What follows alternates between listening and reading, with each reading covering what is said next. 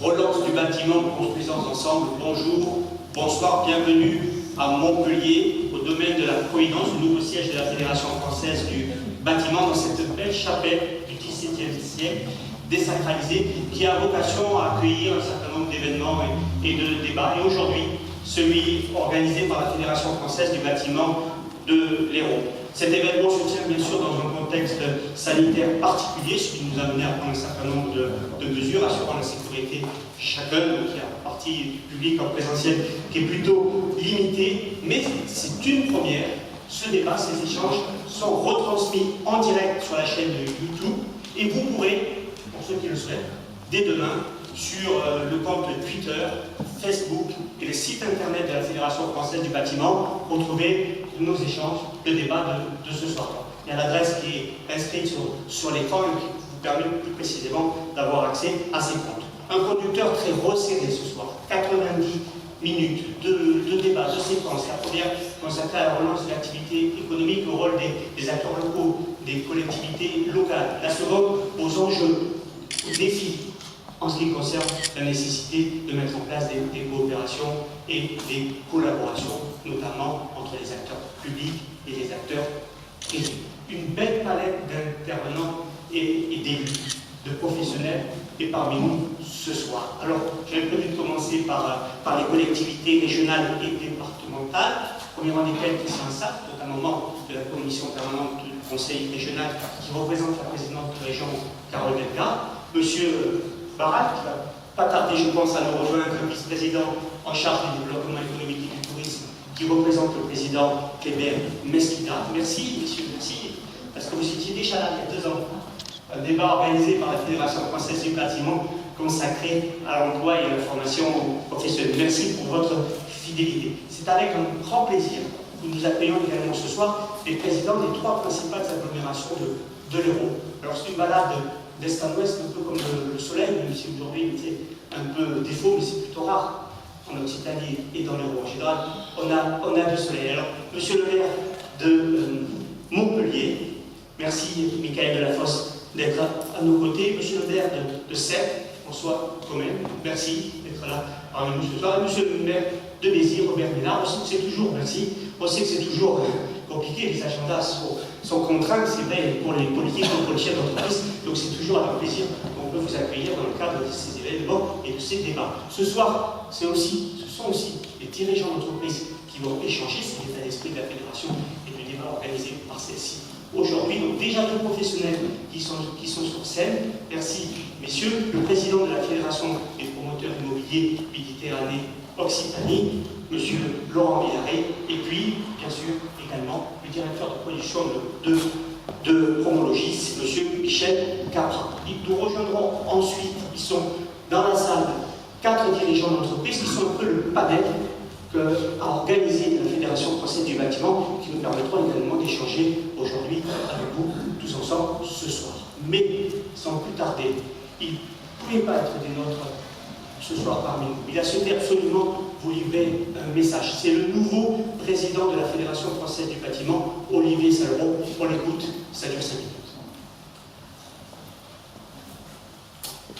Chers amis, bonjour à toutes et à tous. Je ne peux pas être présent aujourd'hui avec vous lors de l'Assemblée Générale de l'Hérault. C'est avec un grand regret, mais vous pouvez comprendre aujourd'hui que le planning est très chargé et que les réunions s'enchaînent, ministérielles et autres. Bonjour et merci à Thierry Ducrot de me laisser m'exprimer devant vous, ainsi qu'au président régional Frédéric Carré. Je vais vous parler de quelques minutes, évidemment, de la conjoncture nationale et des combats de la FFB actuelle.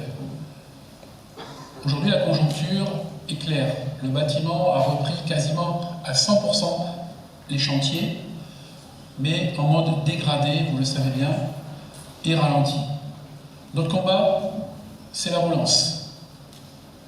C'est accompagner le gouvernement pour qu'il prenne le plus possible nos mesures de relance que nous avons déjà déclinées, déjà il y a 2 mois et demi, pratiquement 3 mois, le 30 juin. Pour nous, la relance devait être immédiate, dès le mois de juin, dès le mois de juillet. Donc nous allons pousser pour qu'elle soit dès le 1er octobre. Vous le savez, au niveau de la rénovation énergétique, nous avons été non seulement écoutés, mais entendus. L'ensemble des foyers fiscaux seront intégrés à MaPrimeRénov', ainsi que les copropriétés, avec aussi tout ce qui est logement des propriétaires bailleurs. C'est une grande victoire. Le seuil de marché public a été remonté de 40 à 70 000 euros. Et j'ai un scoop, nous sommes en train de discuter avec le gouvernement pour montrer ce seuil à 100 000 euros. Sur la rénovation énergétique, une fois de plus, le bâtiment a été mis en lumière. Et il faut se le dire, c'est historique. Aujourd'hui, on parle du bâtiment en termes élogieux. Ça fait très longtemps, trop longtemps, que l'on caricature sur le côté négatif de nos métiers. Donc, soyons fiers. Je le dis, le bâtiment va sauver la planète. La rénovation énergétique en plus, c'est quoi? C'est 4 milliards aussi mis sur les bâtiments publics, les hôpitaux, les maisons de retraite et sur les bâtiments scolaires. Là aussi, c'est une grande victoire. Mais, évidemment, le bâtiment, c'est 50% le neuf, 50% la rénovation. Donc le neuf a été oublié.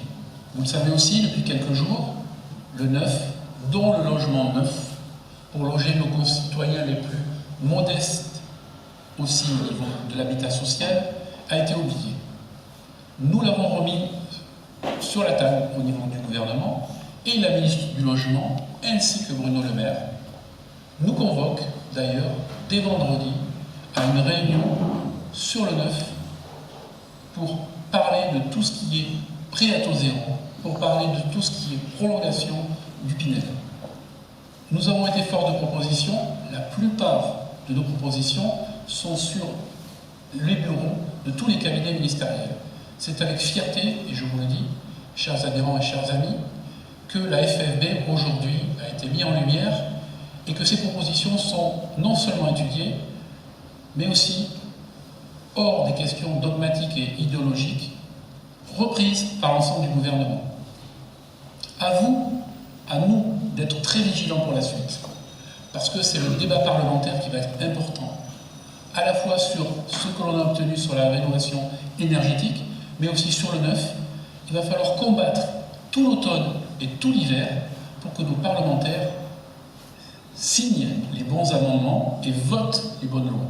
Il n'y a qu'à ce prix-là que la relance dans le bâtiment soit effective, sinon nous prévoyons vraiment une catastrophe au niveau des emplois dès l'année prochaine et dès la fin de l'année prochaine. Il faut être très vigilant là-dessus. C'est grâce à vous, grâce au territoire, grâce à votre action auprès des maires, des présidents des conseils départementaux, mais surtout de nos parlementaires, à la fois de l'Assemblée nationale, députés et sénateurs, que nous devons agir. Je vous garantis que tout le monde est motivé dans la France entière.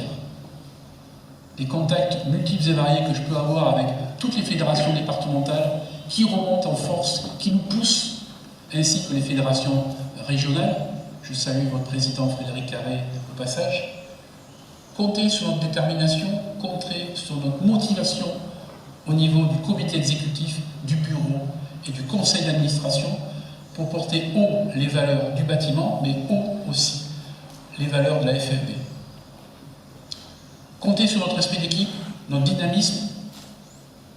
Nous allons redonner l'optimisme à tous nos entrepreneurs, à toutes nos entreprises et aussi à nos salariés qui ont été fortement motivés, que nous pouvons aussi remercier lors de cet épisode Covid. Ils ont été ultra disciplinés. Après la crise, c'est le renouveau, c'est la renaissance, c'est la relance. La relance doit être réussie. Comptez sur mon équipe pour porter le message haut au niveau du gouvernement et que dès cette année, les chiffres du bâtiment s'améliorent et qu'on retrouve une croissance certaine dès l'année prochaine. Merci à tous de votre attention. À très bientôt dans votre beau département de l'Hérault ou à Paris dès que vous avez l'occasion de monter. Merci à tous. Allez, c'est parti pour 90 minutes. J'invite celui grâce à qui nous sommes réunis ce soir, Thierry Dupont, le président de la Fédération française du bâtiment de l'Hérault.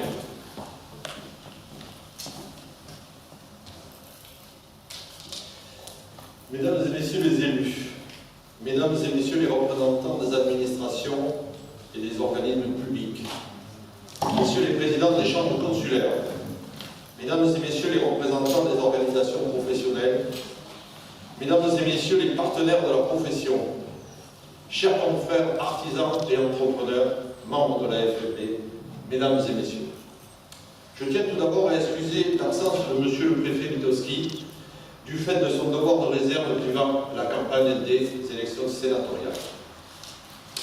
D'autre part, le contexte sanitaire nous a contraints à nous adapter en vous proposant, avec responsabilité, de suivre à distance cet événement.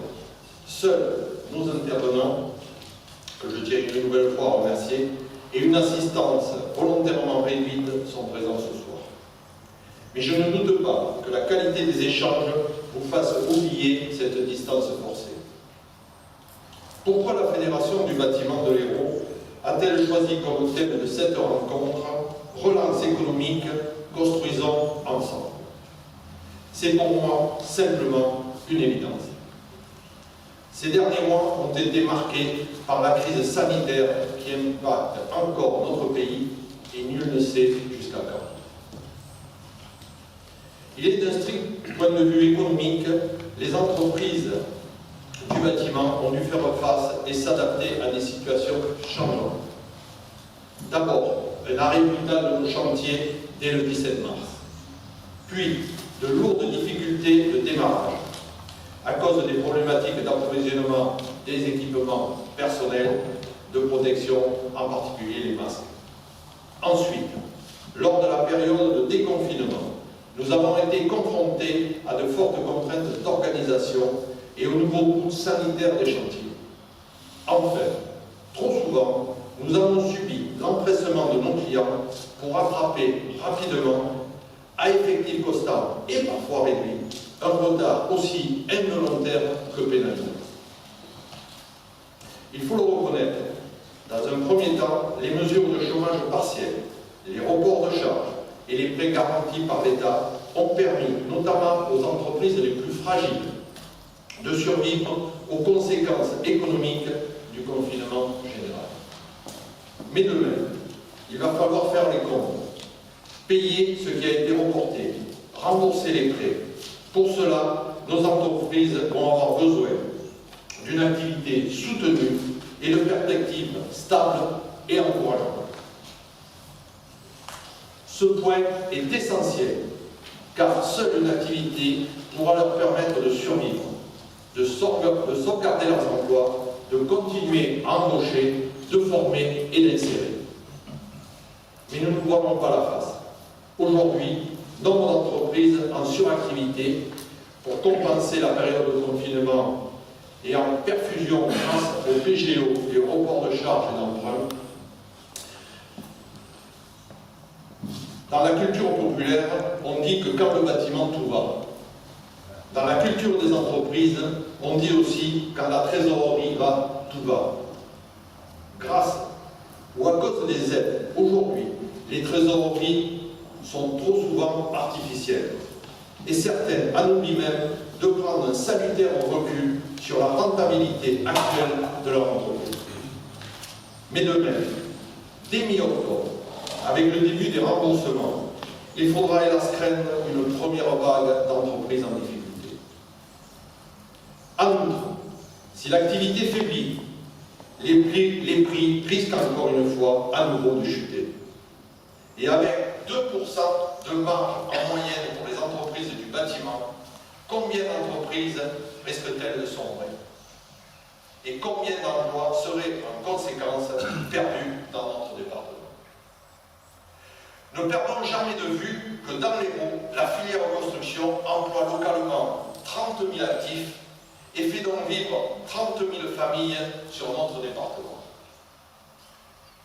Alors ce besoin d'activité, c'est notre revendication principale et vitale. Car le bâtiment n'a jamais été un secteur subventionné et il n'aspire surtout pas à le devenir. En revanche, une espérance d'activité soutenue sur le moyen et long terme nous porte et porte l'emploi. Cette visibilité est aussi un facteur indispensable de confiance pour que nous puissions pleinement et sereinement jouer notre rôle économique et social. Les entreprises du bâtiment ont une nouvelle fois joué le jeu. Pas de licenciement sec, contrairement à certains secteurs. Des embauches, même, pour certains métiers. Et plus 5% d'apprentis dans nos CFA du bâtiment à la rentrée. Peut-être en réponse à l'insécurité de l'emploi dans les autres secteurs de l'industrie, comme l'aéronautique par exemple. Les jeunes reviennent vers nos métiers. Nos entreprises prennent des apprentis et continuent à former leur personnel. Alors, faites-nous confiance. Aidez-nous à ne pas décevoir ces jeunes qui ont choisi la filière bâtiment.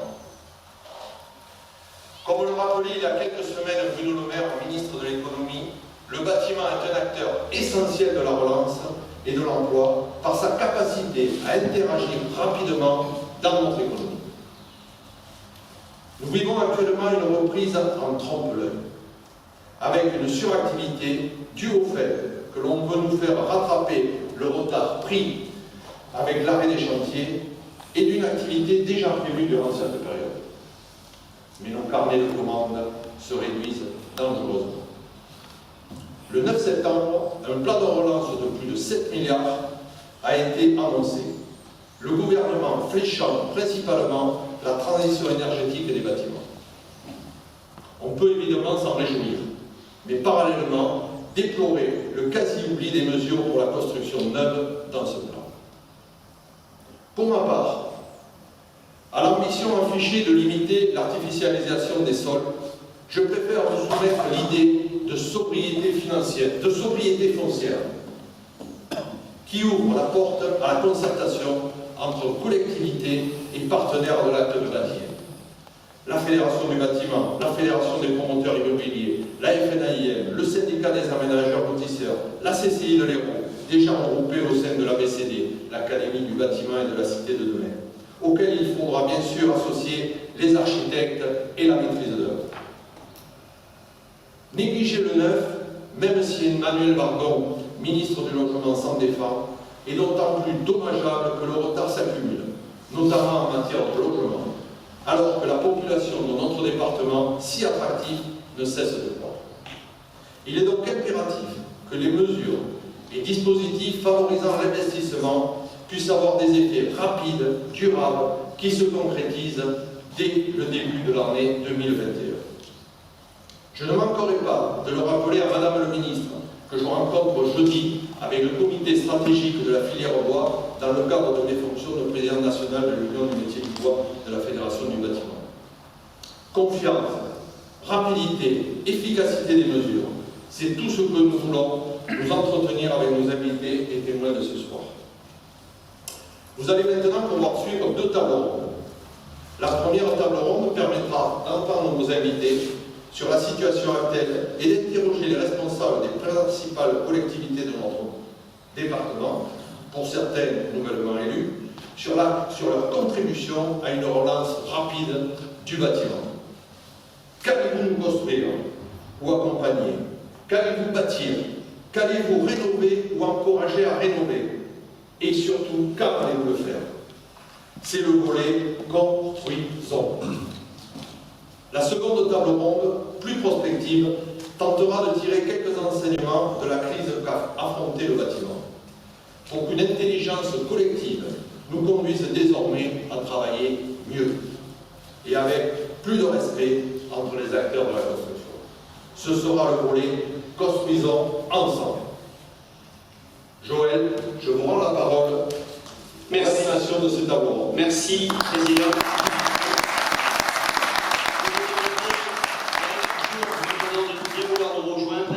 Délégué général de la Fédération française du bâtiment, on a souhaité à travers votre intervention que vous puissiez mettre en lumière un exercice des chiffres, les derniers chiffres statistiques sur le secteur du bâtiment en ce qui concerne l'emploi et la situation financière des entreprises notamment, et aussi souvent que possible de pouvoir comparer ces derniers avec la situation qu'on connaît en Occitanie et dans les Hauts. Éric Jean. Très bien, écoutez, je vous remercie. Je suis très heureux d'être parmi vous dans cette période effectivement où il est compliqué de tenir des manifestations. Donc félicitations à la Fédération et à son président pour ce faire. Bonjour à toutes et à tous, mesdames et messieurs les présidents, messieurs les élus. Donc quelques chiffres, tout d'abord des tendances depuis le début de l'année. Je crois que ce qui est très important, c'est de marquer que globalement l'activité dans le bâtiment a repris. quasiment à 100%. Donc ceci, et je crois que ça a été évoqué par le président Ducrot, demande à être regardé de plus près. Il y a également eu un plan de relance annoncé au début de l'année qui a permis de flécher sur les 100 milliards alloués environ 7 milliards sur la rénovation énergétique, donc partiellement sur le bâtiment. Il n'y a pas eu de plan de relance du bâtiment en tant que tel. C'est pas illogique, le bâtiment fait 7% du PIB dans le pays, donc c'est quelque chose qui peut se tenir. Le plan a été vraiment ciblé sur l'amélioration entretien. On a évoqué l'oubli du neuf, j'aurai l'occasion d'y revenir. Et ce qu'on peut dire derrière ce premier schéma qui s'affiche, c'est que les chiffres se dégradent sur le logement et sur le non-résidentiel neuf. Donc c'est vraiment la construction neuve qui aujourd'hui peut être impactée. Quand on voit les chiffres sur le logement neuf, les mises en chantier près de moins 15%, les permis autour de moins 20%, les ventes moins 30% et les mises en vente moins 37%. Donc on voit, et l'ordre d'idée sur le non-résidentiel neuf est également important, on voit qu'il y a un impact qui est très fort. Je crois que ça a été dit par le président Olivier Savon, mais vraiment l'activité c'est moitié pour le neuf, moitié pour la rénovation et l'amélioration entretien, à hauteur de 52%. Donc on voit que si l'amélioration entretien a un peu moins souffert, et si on espère que la situation peut s'améliorer, il y a quand même eu un choc du Covid qui a été très fort. Donc si on passe aux prévisions, 2020 révisées, donc ça ce sont les chiffres à jour, qui ont été présentés pour cette organisation, on voit que les prévisions confirment les tendances que je viens d'évoquer. Et ce qui est intéressant, c'est bien de voir qu'aujourd'hui, il faut faire deux remarques. La première, c'est l'alerte sur le marché de la construction neuve qui se vérifie. On s'aperçoit que sur un marché, un volume d'affaires de l'ordre de 150 milliards d'euros pour le secteur du bâtiment sur le territoire national, on a perdu à peu près 15%.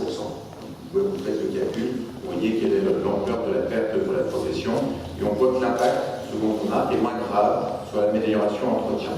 Mais ce global de moins 15% signifie aussi, je crois que ça a été évoqué, que le secteur du bâtiment a fait le job, comme on dit en bon français, ou a été résilient, et ça c'est un point qui est important.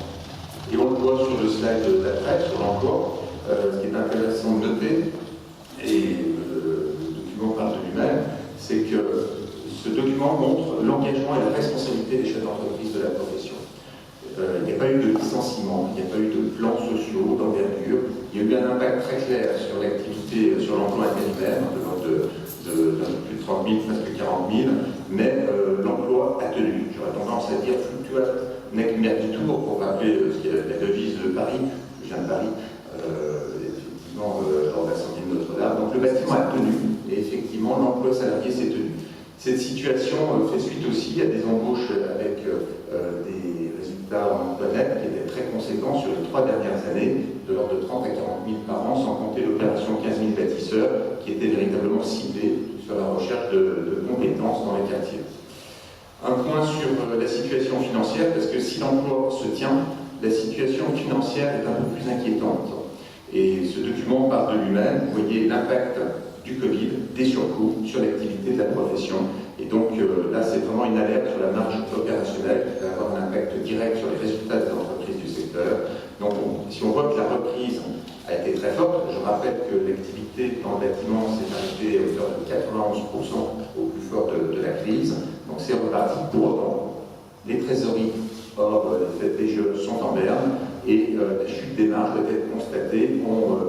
On l'évalue et elles sont divisées par 2,4. Donc ça, c'est un point qui est important. Et ce qui est aussi extrêmement intéressant à regarder, c'est le document d'après, ce sont les perspectives, avec un focus, si on resserre un peu la focale nationale sur la région et le département, on voit qu'en ce qui concerne l'Occitanie, la situation immédiate est proche des tendances que j'ai évoquées sur le plan national. C'est un peu moins bien pour le logement neuf, notamment les mises en chantier. C'est un peu mieux, pardon, et c'est un peu moins bien pour le non-résidentiel et l'amélioration entretien. Mais globalement, c'est dans la tendance. Et si on passe au dernier document, on voit que, si on resserre la focale sur le département, la situation immédiate ressort d'une manière assez contrastée. Elle est moins dure sur le logement neuf, qui ressort à moins 3,5%, mais elle est très mauvaise sur le non-résidentiel neuf, près de 1%. Et il y a une forte dégradation sur le logement neuf également, supérieure à 20%. Donc ceci peut faire 2 sujets principaux pour votre département. Je crois que ça a également été évoqué par le président du groupe. Ce sont les enjeux sur le logement neuf, notamment collectif, avec cette question de la prolongation du dispositif Pinel, et puis tous ces enjeux liés à la rénovation énergétique qui peut effectivement constituer une planche de salut pour permettre, dès la reprise, d'enclencher une relance plus durable.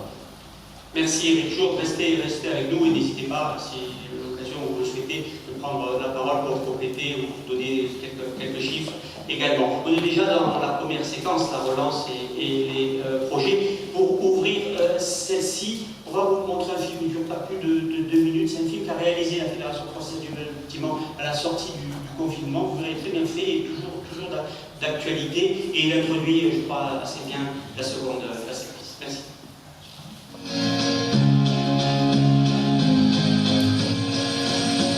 Le bâtiment dans l'Hérault est le premier employeur privé de notre département. Ce plan de relance du bâtiment va être vital pour cette économie. Aujourd'hui, les entreprises ont des besoins réels de trésorerie, mais toujours le problème de savoir qui va payer quoi.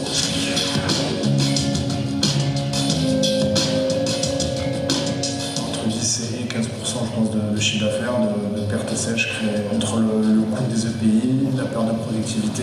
L'immobilisation matérielle qui sont en moyenne de 50 à 70 000 euros. On a des problèmes d'approvisionnement. Hier, j'ai perdu 2 fois plus de temps. Et la difficulté qu'on a, c'est surtout de continuer à faire respecter ces gestes barrières.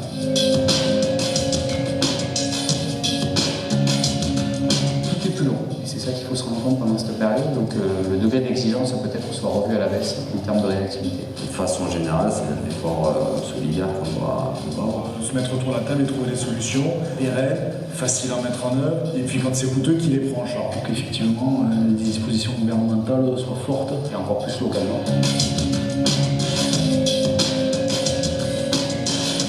Cet événement-là doit nous permettre de se remettre en question et d'anticiper des organisations de chantier tout pour l'État avec le moins de coactivité possible. Comment on peut changer nos modes de travail, nos modes de management. Pour repenser peut-être sa stratégie. Il faut penser que chacun a un rôle. Et que les maîtrises d'ouvrage, les maîtrises d'œuvre et les entreprises ne fassent que. Si l'effort n'est pas consenti, nous craignons fortement une disparition d'entreprises ou un abandon des charges.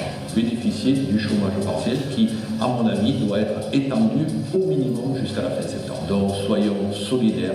Soutenez le bâtiment, construisons ensemble.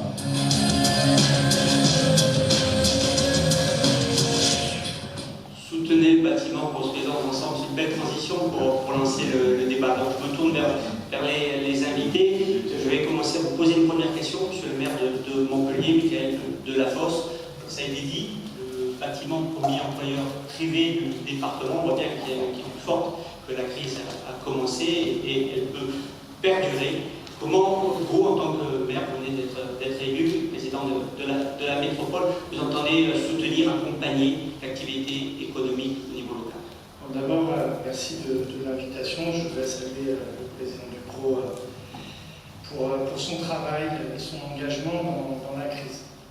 Parce qu'effectivement, ce que nous avons vécu, ce qu'il a vécu et à travers l'ensemble des entreprises, c'est un événement singulier, inédit, et on l'a vu extrêmement actif pour très vite pouvoir reprendre en sécurité l'ensemble des chantiers.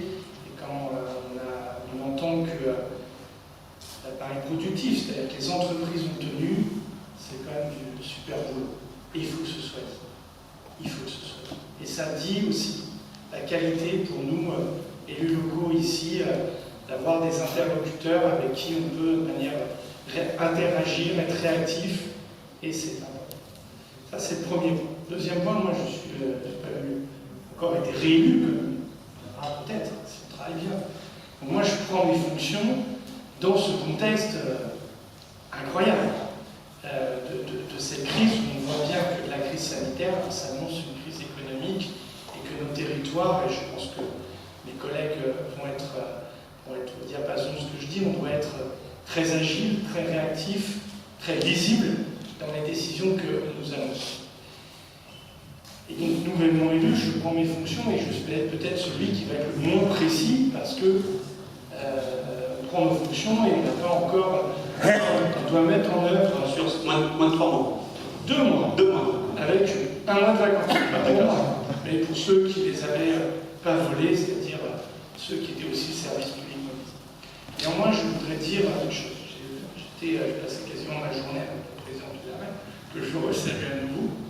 Nous allons très prochainement avoir une communication dès que l'outil d'aménagement qui est la SERM et la SAM aura changé de président. Il est encore présidé par mon prédécesseur, avoir une communication rapide sur le nombre de lots que nous allons lancer dans les différents actes de la vie, pour donner une lisibilité sur des espaces qui sont des espaces de projet, pour répondre aux besoins d'investisseurs individuels, des couples qui veulent acheter, des gens qui veulent investir, et parce que ce sont des espaces de stabilité d'intervention.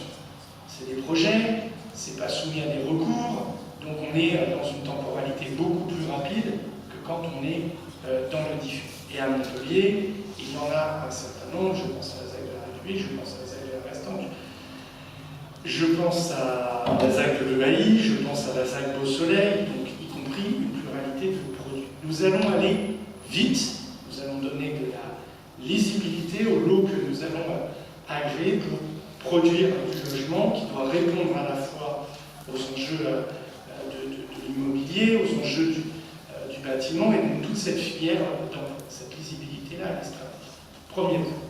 Deuxième point, nous aurons une communication, parce que nous faisons des choses, mais comme maintenant, il n'y a pas un papier à cigarette avec les partenaires, départements et régions, nous allons travailler pour nous doter d'un outil plus efficace sur les enjeux de la rénovation thermique des bâtiments.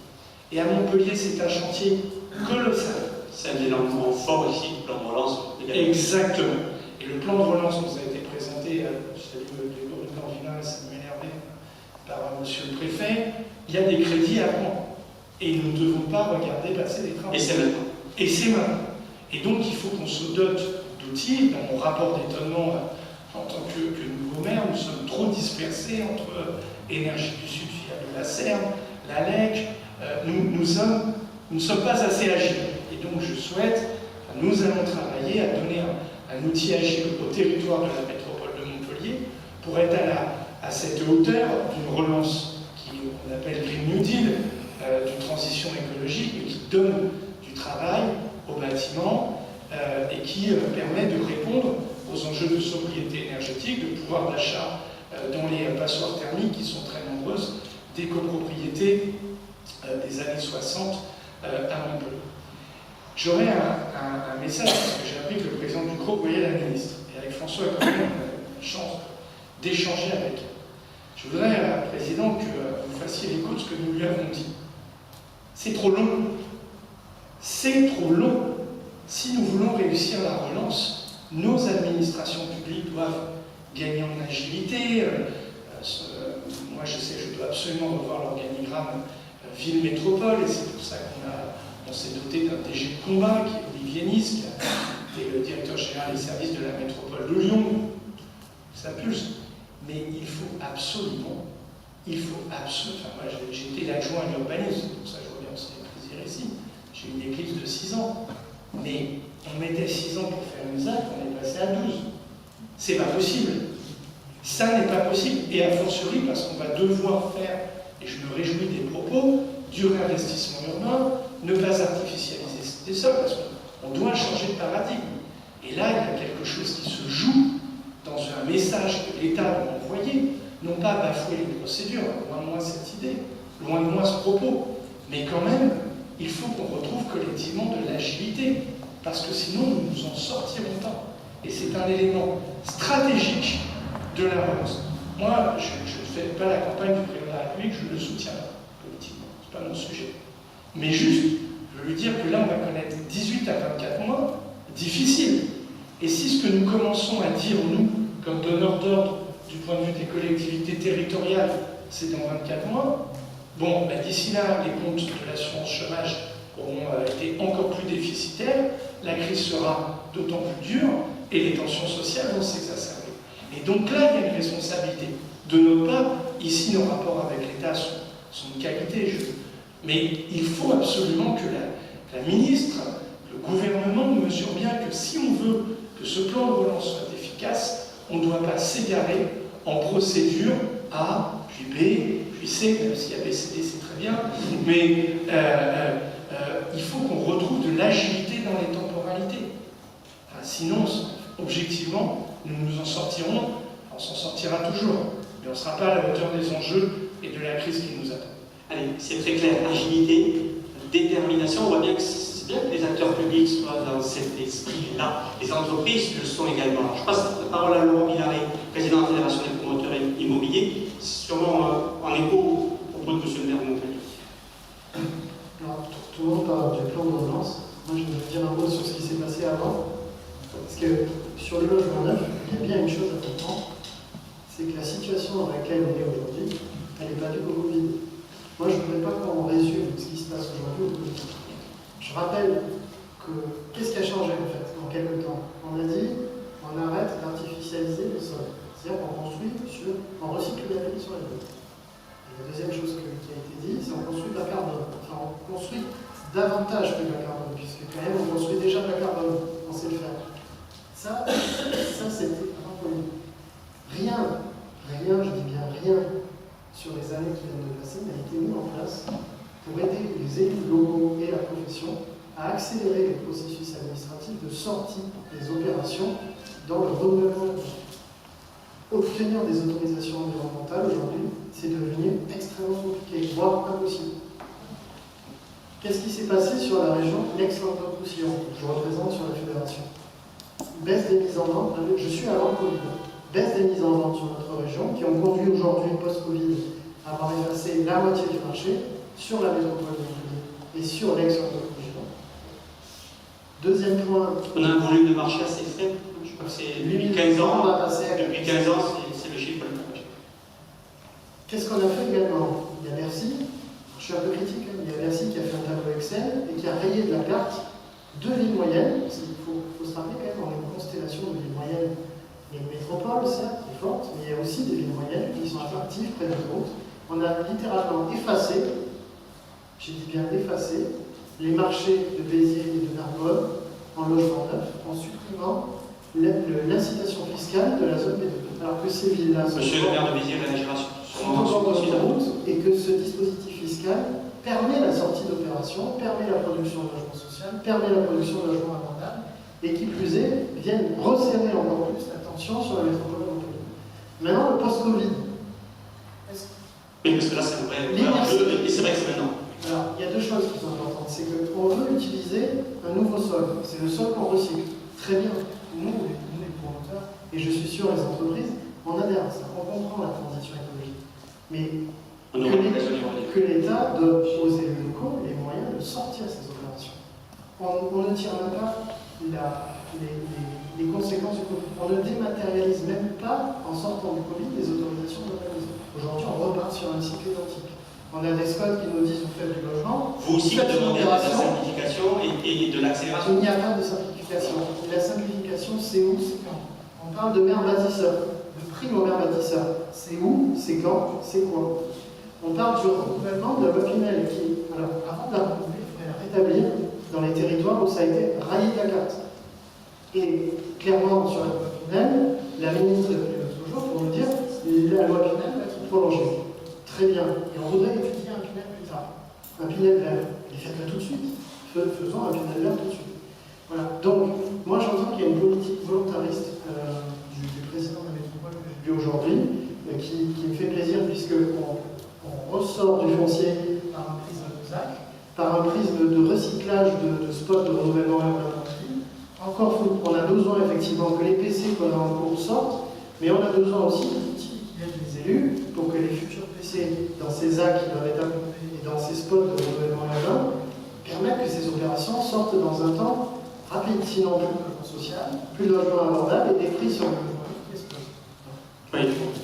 Donc si on voit bien un peu là où vous voulez aller également, il y a une période d'ici préélectorale, des fois qui fige un peu, qui ralentit un certain nombre de projets. Il y a eu bien sûr la crise sanitaire qui a impacté fortement plusieurs semaines de confinement. On voit bien qu'aujourd'hui, la reprise, c'est pas simple, parce qu'il ne s'agit pas seulement de corriger, mais aussi de rattraper. Et les entreprises, ça a été dit, sont en difficulté, alors même qu'elles sont prêtes à répondre aux attentes et aux demandes. Et les attentes et les demandes, essentiellement, ce sont les maîtres d'ouvrage. J'ai envie de vous dire, maîtres d'ouvrage publics, qui sont ici autour de la table, maîtres d'ouvrage privés. Là, en l'occurrence, les secteurs privés ont aussi beaucoup d'importance. C'est pas simple, j'imagine, quand on est collectivité locale et élu, de pouvoir concilier les attentes, toutes les demandes, les enjeux sont grands, l'écologie, construire une ville de demain intelligente, en même temps le territoire, le département, on parlait de Montpellier, mais c'est également vrai de Sète. On l'a vu avec le confinement, des villes du littoral bien desservies par le TGV, j'aurais pu citer Béziers également, sont devenues plus attractives encore. Les demandes de logements, de tout type de logements et de parcours résidentiels. Comment vous faites quand vous êtes à l'exercice des fonctions locales, François Comène ou Robert Pénin, pour essayer de concilier ces enjeux, une ville de demain plus pérenne, plus durable, et en même temps des demandes fortes exprimées par les citoyens? Allez, on vous donne le micro. Robert Ménard, ensuite François Comène. Je ne voudrais pas vous contredire, mais j'aimerais bien qu'il y ait le TGV à Béziers. Il est pas encore, je crois, le maire de Sète, exactement, dans la position, et on est tous d'accord là-dessus. Non, c'est le premier point. Écoutez, nous, qu'est-ce qu'on a essayé de faire? D'abord, comme tout le monde, on n'invente pas le fil à couper beurre tous les matins, il ne faut quand même pas se prendre pour ce qu'on n'est pas. D'abord, on a essayé de répondre à l'urgence. Alors, on a aidé, on avait la région en particulier, aider les petites entreprises. Aider, c'est moins vous, mais les petites entreprises qui rencontraient des difficultés immédiates. Chaque fois que la région a donné 1 €, on a donné 1 €, que ce soit la ville ou l'agglomération, puisque maintenant je préside l'agglomération. Mais ça, c'est pour les toutes petites entreprises. Quand vous donnez 4 000, 8 000 €, ça ne sort pas une entreprise du bâtiment, à part de prendre ses désirs pour la réalité. Ça, c'est la première réponse. La deuxième réponse, c'est évidemment l'investissement. C'est ce que vous attendez de nous. Vous n'attendez pas de 1 € de nos collectivités locales, vous attendez de l'investissement. Ça a été compliqué. Pourquoi ça a été compliqué? Pour des choses aussi connes que des trucs pratiques que vous avez connus. Nous n'avons pas cessé de délivrer des permis de construire, par exemple. En revanche, les commissions d'accessibilité, les commissions de sécurité, elles se réunissaient plus pendant des semaines. C'est juste ça. Des fois, c'est pas la grande politique, c'est juste être un peu responsable. Moi, je me suis engueulé avec le sous-préfet. Le préfet, sur ce registre-là. C'est là où il y a besoin de gagner en agilité. Là, je ne sais pas si c'est de l'agilité, c'est juste la conséquence. Il ne faut pas être débile profond. Il ne faut pas nous dire à la fois continuer à délivrer des permis de construire ce qu'on fait, toutes les collectivités, et après ne pas suivre de leur côté. C'est ça la réalité. Alors, malgré ça, l'investissement de nos collectivités, moi, mon pari, ça a été quoi? La ville, on dépensera plus en investissement cette année que l'année dernière. C'est pas évident avec ce qu'on a connu et tout, parce que c'est compliqué, les marchés publics, patati patata. Ça a été compliqué, mais on y est arrivé. Ensuite, pour l'agglomération, c'est le même pari. C'est aller vite. Moi, ce qui m'a tué, je suis maire depuis plus longtemps que vous, mais comme vous, je découvre une agglomération. Enfin, pas tout à fait, j'y étais, mais dans son opposition à l'agglomération. Ce qui me tue, c'est la part de responsabilité des élus qu'on a, c'est, moi, je sens moins l'Amérique à l'agglomération. C'est la lenteur. Alors on se plaint, nous, de tout le processus, tous les délais légaux qu'il faut respecter et tout, c'est la lenteur de la prise de décision. La lenteur de la prise de décision. Alors, vous avez raison maintenant, juste notre devoir, c'est d'aller vite, vite, vite. Alors, évidemment, on respecte les délais, mais il y a à respecter les délais, et puis il y a, si j'osais, un jeu de mots d'actualité, un rythme de sénateurs, ce qui est pas vrai pour les sénateurs. En l'occurrence, je ne voudrais pas que tu me traites comme ça, que ce soit un malentendu. Et un rythme trop long. Ensuite, qu'est-ce qu'on a essayé de faire? On a accepté, tout à l'heure j'entendais quelqu'un expliquer à un management qui le disait, on accepte les dépassements.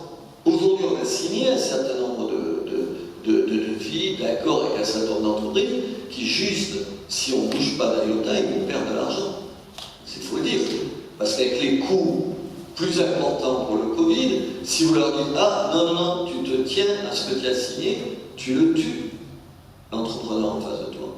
Donc il y a des choses aussi simples que ça, nous on a accepté la logique que sur nos marchés, on n'exigerait pas un respect à la lettre des engagements financiers, parce que le type, oui tu peux légalement, mais tu le tues légalement aussi. Ensuite, vous y avez fait allusion, c'est vous qui avez fait allusion, je suis content que vous l'ayez dit, quand même l'État sur le Pinel, ils sont bobards. Ah non, mais attendez, non, moi je parle tout simplement. Aujourd'hui, avoir supprimé le Pinel, parce que c'est ça, en effet, le principe baratin, à Narbonne ou à Béziers, ça rime Ces ministres, ils sont tombés sur la tête. Marquez, vous me direz, moi j'ai vu un ministre que je ne citerai pas, me dire Béziers, Montpellier, mais c'est à côté. Attention que la situation, je n'ai pas de rapport avec vous, mais sauf que la situation à Montpellier, à Béziers, elle n'a rien à voir. Rien à voir, il n'y a même pas à Sèvres et à Montpellier non plus. Vu de Paris, il y a des types, ou des bonnes femmes, c'est pareil, c'est pas une histoire de. Les femmes ne sont pas mieux que les hommes dans ce domaine, qui pompent des textes et qui prennent des décisions qui sont des assassinats pour nos entreprises. On construit à Béziers un logement neuf 5 fois moins depuis l'an dernier. 5 fois moins. 5 fois moins. Donc là, vous alertez, vous attirez la... Mais attendez, à quoi ça sert d'alerter? Moi, j'alerte depuis le début. Il faut juste qu'un certain nombre de gens qui soient proches plus que moi du pouvoir, ce qui n'est pas très difficile, je pense que tout le monde ici doit l'être à peu près. Il faut juste leur dire, vous jouez avec le feu. Le seul argument, ma femme est députée, vous le savez, le seul argument qu'elle entend, c'est de dire, oui, mais il y a des zones où on n'arrive pas à le louer après le Pinel. À Béziers, on le loue sans aucun problème. On l'a toujours loué sans aucun problème. Ensuite, il y a nos fautes à nous. Pardon, je vais être un peu long. Oui, non, c'est pas grave, on aura l'occasion de vous redonner la parole. Non, tant pis pour vous. Non. Je vais juste finir sur un truc. Tant pis pour vous. C'est un... Ouais, j'en profite. Vous avez raison, le micro, c'est sur une force. Et ouais, puis j'ai tellement fait d'animer les débats. Un, c'est le discours contradictoire de l'État. Vous en parliez, monsieur le maire. On ne peut pas à la fois nous demander de construire, mettons, plus de logements sociaux et exiger que dans nos PLU, on rende à l'agriculture, dont on a rendu plus de 500 hectares pour pouvoir avoir la bénédiction de l'État sur le PLU qu'on fait. Vous ne pouvez pas à la fois demander les deux choses. Vous ne pouvez pas à la fois nous demander de faire du développement économique et nous dire en même temps, ah, vous ne faites pas de zone économique de plus parce que vous allez prendre sur l'agriculture. Moi, je veux bien le discours écolo, mais là, à un moment donné, tu butes sur une réalité. Et dernier point, j'arrête, il y a aussi nos propres, moi je parle alors pour Béziers, je ne sais pas comment ça se passe à Sèvres ou à Montpellier, nos propres bureaucraties internes.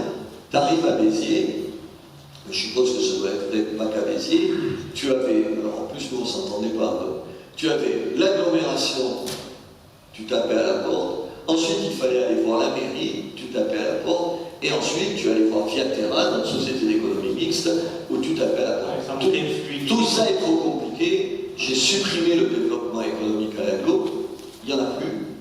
J'ai supprimé tous les gens qui à la ville s'occupaient de ça et j'ai tout mis dans la société d'économie mixte pour que, simplement, pour aller plus vite, il faut donner l'exemple, il y ait un seul interlocuteur, que les patrons que vous êtes, vous avez un seul interlocuteur. En tout cas, mais c'est comme ça maintenant. Voilà, je sais, j'ai été trop long. Oui, merci. On donne le micro. Allez, monsieur le maire de Sèvres, vous pouvez enchaîner.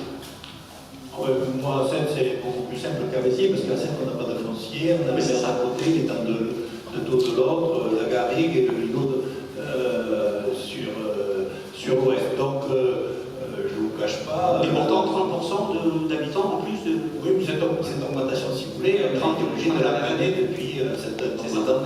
C'est l'avantage de durer et de durer dans la continuité, que ce soit au niveau de la ville, que ce soit au niveau de l'agglomération, d'avoir des outils, d'avoir surtout les outils à sa disposition, les SEM, les SPL, pour pouvoir être particulièrement réactif. Mais moi, je voudrais dire surtout, et tous les maires, on est confrontés à la même difficulté, il ne s'agit pas de nous mettre des milliards et des milliards, c'est de nous faciliter la réalisation de certaines choses. Des actes, bien évidemment, on en fait, mais une actes, comme disait Mickaël tout à l'heure, avant il fallait 3-4 ans, mais actuellement c'est 8 ans minimum, s'il n'y a pas de problème, s'il n'y a pas de recours, s'il n'y a pas les arts à anneaux ou une bloc qui viennent tout bloquer. Les zones d'activité économique, pareil, on nous dit d'en faire en reconquérant des friches industrielles, mais là aussi c'est assez compliqué pour arriver à nos fins. Mais il faut avoir la volonté, il faut avoir d'abord un peu de trésorerie, et notamment, par exemple, pour la situation de la crise sanitaire, cette métropole Méditerranée a voté d'1 million pour accompagner des entreprises locales. Alors bien évidemment, pas vous, parce que vous êtes des grosses entreprises. Il y a beaucoup de petites entreprises. Mais les petites entreprises ont été bien évidemment particulièrement aidées. Mais ce que j'ai souhaité surtout, c'est de ne pas pénaliser les projets de cette Aquapole Méditerranée par ces 20 millions investis alors qu'ils n'étaient pas prévus initialement. Et grâce à une trésorerie et des résultats assez satisfaisants, et grâce à un emprunt où actuellement les conditions sont particulièrement favorables pour compter sur 20 ans, au contraire, on va pouvoir faire encore davantage d'investissements au niveau des piscines, au niveau des stades de sport, des salles de sport, des pistes cyclables, des autres activités économiques, et ainsi de suite. Donc voilà, c'est ça. Mais moi, c'est important d'avoir l'investissement. Ce qui me fait aller en permanence sont certaines contraintes. Parfois, il suffit, on a discuté avec Michael avec la ministre, effectivement, parfois il ne faut pas grand-chose, mais sans déroger à la loi, mais simplement un petit coup de pouce pour faciliter les relations avec un service particulier. C'est pas le ministre, parce que les ministres, ils arrivent, ils passent, il n'y a pas le temps de les connaître, ils ont déjà changé. Mais certaines administrations sont un peu là, comme tu le disais, pour nous emmerder. C'est pour ça que certains font le choix d'être maire, et plus député. C'est important, on le voit, en tout cas, ça montre un peu l'état d'esprit. C'est vrai que la fédération, quand elle a organisé ce débat, avait besoin, je crois que les entreprises qui sont dans la salle sont un peu des porte-parole, d'être rassurées aussi, de pouvoir mesurer si les collectivités, les politiques, ont conscience du il fallait surtout pas avoir une double peine. C'est sa peine de Covid, et ensuite la peine de la récession. Et de pouvoir vous entendre, on voit bien, chacun bien la mesure en gros, des enjeux aujourd'hui, qu'il y a vraiment la volonté de part et d'autre, vous l'avez tous les trois dit, d'essayer de vous adapter, d'ajuster, de gagner en agilité. Le terme, c'est souvent un terme qu'on utilise de plus en plus dans les entreprises. C'est bien qu'il soit utilisé dans les collectivités locales et publiques. Et ça, c'est vrai que ça nécessite sûrement aussi beaucoup de passerelles, de coopération entre les différentes échelles territoriales, les différentes collectivités locales. Alors, je me tourne vers le représentant du département et de la région. Et donc, du coup, évoquer les cofinancements, des fois nécessaires, la mobilisation des crédits de collectivités locales à collectivités locales, et voir comment, du côté du département, vous réagissez. Je me souviens que dans une interview, Thierry Dupont, je crois que c'était à Clermont-Tard, sur France 2, se féliciter de la décision du département qui envisageait des travaux en 2021 et qui les réalisait sur l'exercice 2020. C'est vraiment l'idée, on va très vite, on ne perd pas de temps. Est-ce que c'est vraiment l'esprit aujourd'hui le vôtre? Le département est un acteur important en termes d'investissement public, d'autant que nous aidons beaucoup les collectivités locales, ce sont les communes et les intercommunalités. Mais nous avons aussi notre propre budget d'investissement, je pense en particulier au collège, je pense à tous les bâtiments départementaux et tous les services disséminés sur le département. La question qui se pose effectivement, c'est de mettre en synergie notre capacité de financement des autres collectivités et leurs propres problématiques à elles. Bon, je voudrais quand même dire que les élections municipales qui ont duré 3 ou 4 mois n'ont pas facilité l'émergence de projets rapidement pour être opérationnels. Alors dans les endroits où les maires ont été réélus, là ça va, mais il y a beaucoup de communes où toutes les équipes ont été renouvelées, et ça, il y a eu après l'été, donc il faut qu'effectivement on se mette en mouvement. On dit septembre, c'est la rentrée, il faut que les collectivités travaillent ensemble, les élections maintenant c'est terminé. La crise sanitaire, elle n'est pas encore derrière nous, loin de là.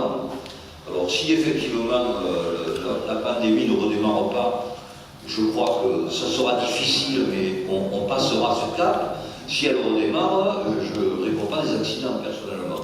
Ce que je veux dire aussi, c'est que 100 milliards c'est beaucoup, et en même temps c'est peu, parce que 100 milliards sur 2 ans, avec 40 milliards qui sont encore au niveau européen, qui ne sont pas débloqués, ça veut dire qu'on ne va pas dépenser 100 milliards dans les quelques semaines qui viennent. Ça va s'étaler sur 25 mois. Donc quand on compare ces sommes à ce que représente la croissance économique, qui elle va prendre moins 10 points en 2020, on voit à quel point c'est important, et en même temps, on se rend compte que ce n'est pas les contributions des contribuables qui se substitueront au flux économique. Autrement dit, il faut que la machine redémarre, et il faut que nous, on se mobilise tous pour enclencher un mouvement, parce que le temps presse.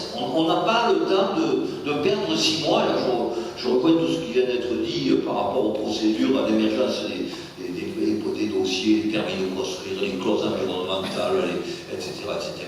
Donc il faut se mettre au boulot, mais ça urge. C'est ça. Et en fait, l'urgence, c'est à la fois de capter le plus possible le plan de relance, les 100 milliards.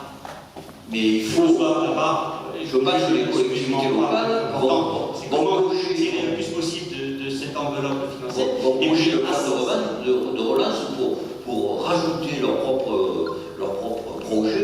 Je pense que et à cette exigence-là, il y a ce que vous pouvez faire, les collectivités locales et territoriales. Je crois que c'est important.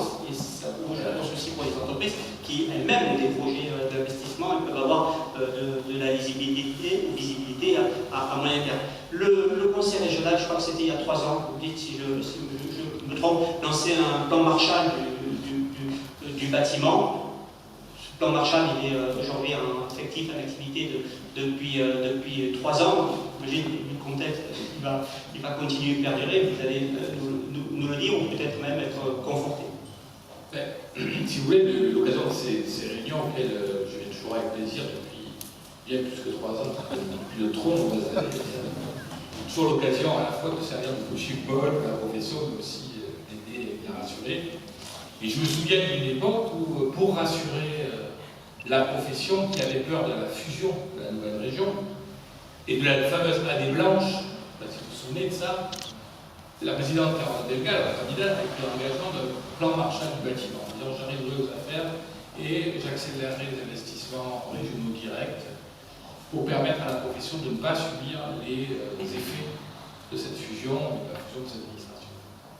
Je me souhaite qu'on est revenu l'année d'après et vous m'avez rappelé mes engagements en disant, le président du groupe en premier a dit ça va passer, il faut pas faire, c'est bien beau, c'est joli, mais nous on ne voit rien arriver quoi. Et donc ça m'a permis moi de revenir et de demander à la présidente qui vous a. Et du coup, vous êtes invité chaque année. Mais non, mais de voir, mais oui, mais c'est bien sûr, c'est ça, c'est rencontrer, de voir comment on pouvait fluidifier le processus. Donc bien sûr, le plan Marshall était un engagement et il est devenu une réalité. Il voit d'ailleurs ses premiers effets. Je pourrais citer l'inauguration du lycée de Gignac, je pourrais citer, je ne ferai pas l'ensemble des travaux qui ont été inaugurés récemment sur le pont de Seine, monsieur le maire. Je pourrais citer le prochain lycée à Pont-Terrain qui va être livré en 2022. Donc des actions présentes et le plan Marshall. Une forte engagement. Oui, une forte engagement, évidemment. Aussi, à côté de ce plan Marshall, on ne peut pas vous dire oui, que le monde continue, la région, c'est quand même pas beau, il est lancé, vitesse de croisière, on n'en bouge plus. Non, pendant la crise du Covid, ça a été rappelé, la région a été présente. Moi, je ne suis pas là pour défendre à la lumière de ce qu'a dit le maire de Montpellier, moi je ne suis pas pour le soutien du gouvernement et du président de la République. Mais je veux quand même saluer la souplesse dont a su faire preuve l'État pas avant la période de Covid. Bien sûr qu'il y a eu des ratés au démarrage, on l'a tous vu et tous su, ce qui a valu d'ailleurs à la région de prendre des responsabilités, des fois pour même pallier aux défaillances de l'État. Et je pourrais associer le département, ça va sur la question des masques, mais quand même, la mise en place des primes, la mise en place du prêt garanti par l'État, la prise de toute une série, la question du statut de chômage partiel, ont été des éléments décisifs pour ne pas avoir notre économie sombrée. Et cette souplesse, cette agilité dont l'État a su faire preuve, et je veux aussi saluer au comité de pro. C'est parce que je salue ça que je m'autorise d'ailleurs à les critiquer comme il le faut. Par exemple sur le contrat financier que l'État nous a imposé, dont on voit aujourd'hui qu'il est complètement absurde, d'ailleurs il l'a annulé. Bien cette souplesse dont a su faire preuve l'État, aujourd'hui, elle doit se poursuivre. Parce qu'en effet, il a annoncé un plan de relance tout en décalant au passage le contrat de État-région. Eh bien, ça doit nous amener, en effet, à établir l'État et lui dire, bon, cohérence, 2, on est dans un système, une période d'exception. Et il nous faut donc des mesures d'exception. Moi, je ne suis pas là pour dire que notre pays est empêché de se développer à cause de moutarde capetière ou du lézard ocellé. Pas opposer l'environnement à la construction. Mais par contre, des lourdeurs administratives qui peuvent s'entendre, de croissance, d'abondance, aujourd'hui sont insupportables pour les élus que nous sommes. Et donc, quand la région s'engage à financer 52 000 rénovations de logements par an, pour passer à 75 000 dans le cadre de son plan de relance de la rénovation énergétique, on voit que l'environnement est source de richesse. Mais nous avons besoin des services de l'État pour faire en sorte que ces engagements financiers se retrouvent dans vos comptes, sur vos comptes, en carré de commande.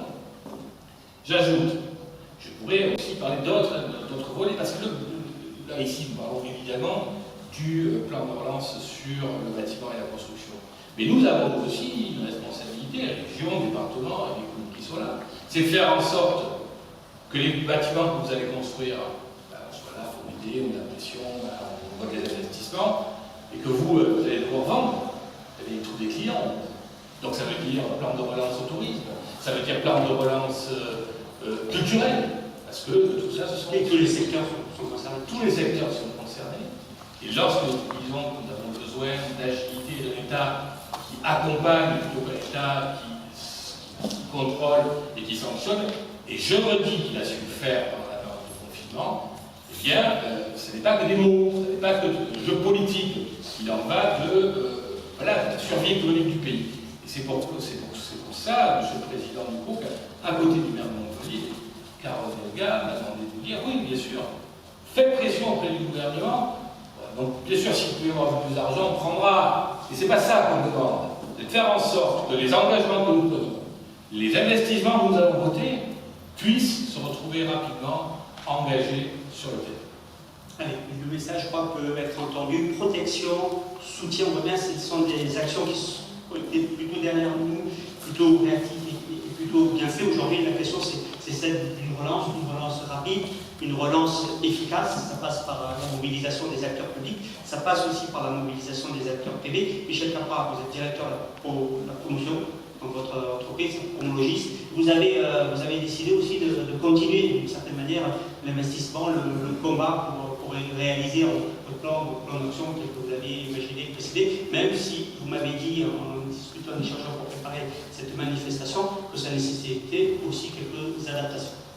Clairement, je voudrais revenir sur quand même ce qui s'est passé sur cette période de Covid où on a, acteurs économiques, nous sommes tous besoin des entreprises.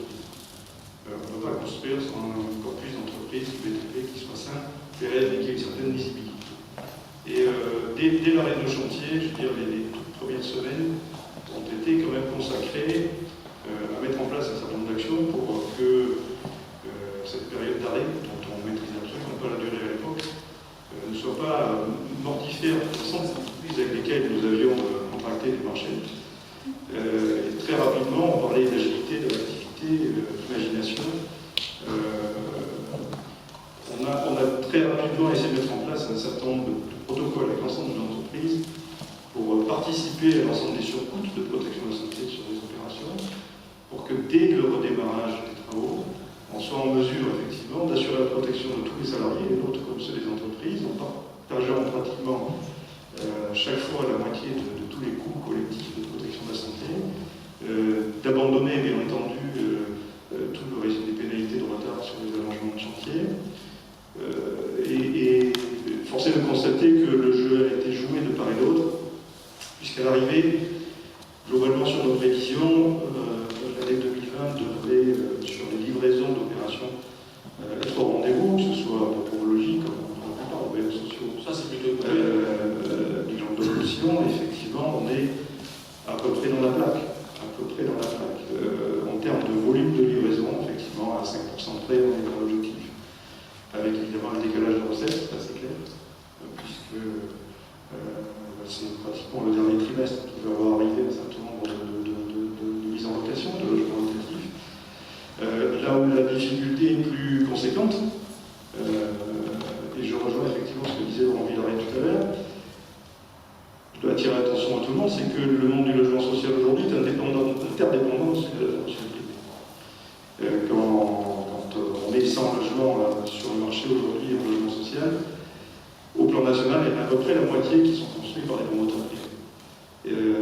Dans chaque opération aujourd'hui, quelles que soient les communes, on est entre 20, 25, 30% de quotité sociale dans les opérations.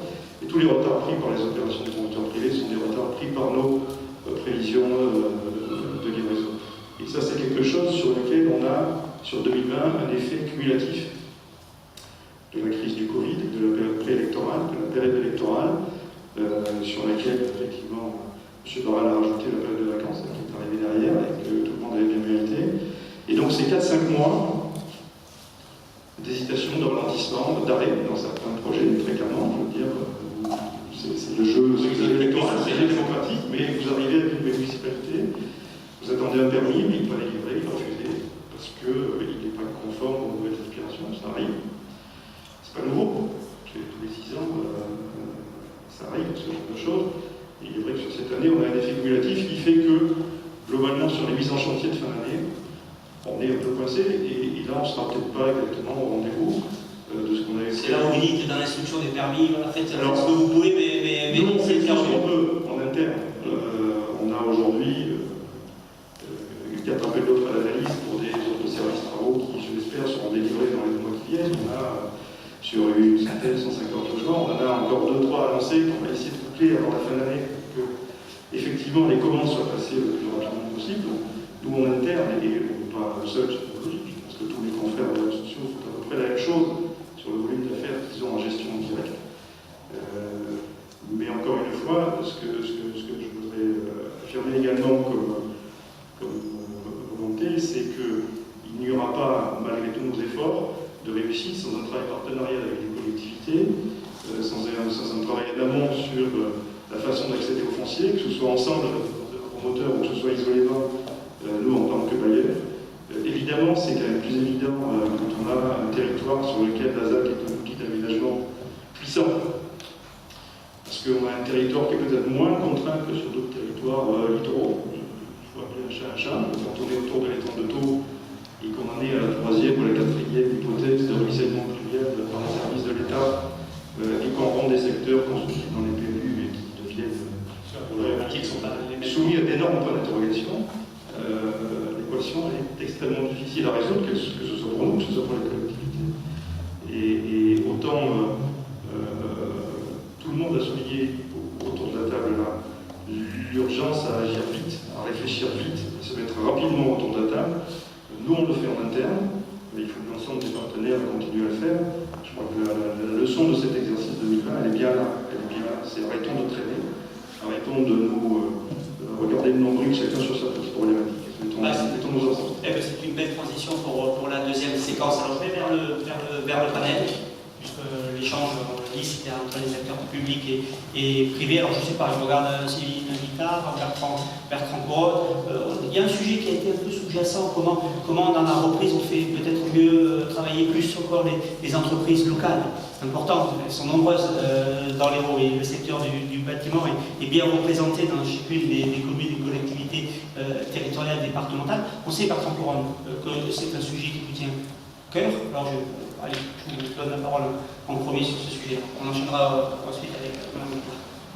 Dans le bâtiment, comme on l'a dit Thierry tout à l'heure, on a été les premiers à s'arrêter pour protéger les salariés, mais par contre on a été les premiers à reprendre en protégeant nos salariés. Donc effectivement, il faut redémarrer vite, mais surtout il faut redémarrer bien. Et un des leviers peut-être c'est la RSE, la responsabilité sociale et environnementale, se servir de ça, mais pas que ça soit derrière du temps parce qu'on en parle, parce que c'est un réel besoin. Gilbert Comos tout à l'heure a dit qu'il fallait qu'on se serve de cette crise pour devenir plus fort et plus grand, et je pense que ça passe par là. Il faut qu'on ait des exemples concrets, il faut qu'on ait des actions concrètes pour arriver à faire ça. Vous savez, les jeunes maintenant, ils savent trier, ils savent recycler, et nous, on ne sait pas encore, mais il faut qu'on s'adapte, et on est prêt à le faire. Et je pense que le bâtiment, les artisans du bâtiment, on est tout à fait à même à être dans cette action précise et concrète. Grégory Blanc-Villain, qui est présent, disait par exemple, pourquoi, alors c'est une idée parmi tant d'autres, pourquoi pas faire une journée annuelle, semestrielle ou trimestrielle, où les entreprises du bâtiment dépenseraient moins d'énergie, alors peut-être pas sur le chantier, mais un transversal sur les bureaux d'études, sur les conducteurs de travaux, etc. Pourquoi pas? Bon, c'est à développer. On a besoin de fidéliser nos salariés. Une des façons de fidéliser les salariés, c'est pas que le salaire maintenant, c'est pas vrai. On a besoin de leur faire, de leur montrer qu'on a un vrai engagement sur la responsabilité sociale et environnementale. Pour eux, c'est très très très important. Ils ont besoin de se savoir reconnaître en tant qu'être humain. Et par contre, là, on a besoin de vous, les élus. On a vraiment besoin de vous, les élus territoriaux. Vous, les Français, vous êtes les élus préférés des Français. Donc, ce qu'on connaît mieux. Ce qu'on connaît le mieux, vous êtes sur le terrain et vous avez parlé de la longueur administrative par rapport à l'État, mais nous, on a besoin à ce que vous agissiez, par exemple, sur les critères de mise en marché, de rentrer le RSE. À l'heure actuelle, je crois que c'est 5%, ou entre 5 et 8%, il y a des critères sur l'environnement et sur le cétal. Et avec des notes qui sont de 3 à 4%. Bon, c'est ridicule, on n'y arrivera jamais en faisant comme ça. Donc ça, vous avez le pouvoir de le faire quand même, sans que ça passe par l'État. Donc là, on a vraiment, vraiment besoin de vous. Et vous verrez que si on fait ça, on gagnera ensemble. Allez, fidéliser les salariés dans les entreprises. Vous voulez poser la question, fidéliser les entreprises dans les territoires. Michael Delafosse, on va vous donner le micro. Il est déployé. Vous savez qu'on déploie le micro pour chaque intervenant. Voilà, Michael Delafosse. Je vais réagir, excusez-moi, parce que je devrais vous quitter après, parce que je suis attendu, mais je tenais quand même à écrire. Vous avez dit quelque chose de croix, ça c'est fondamental. C'est comment on sera jugé. Moi je parle d'histoire. Comment on jugera, nous, après la crise. Et là, on voit bien, il y a eu ce débat du monde de demain, voilà.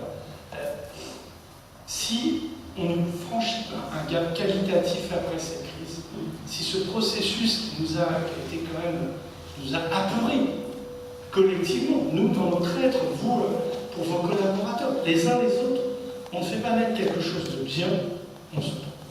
Et ça, c'est le job qu'il faut qu'on ouvre avec la BCD. Là, comment on fait nos appels d'offres, comment on travaille, comment on fait monter en qualité les entreprises de notre territoire.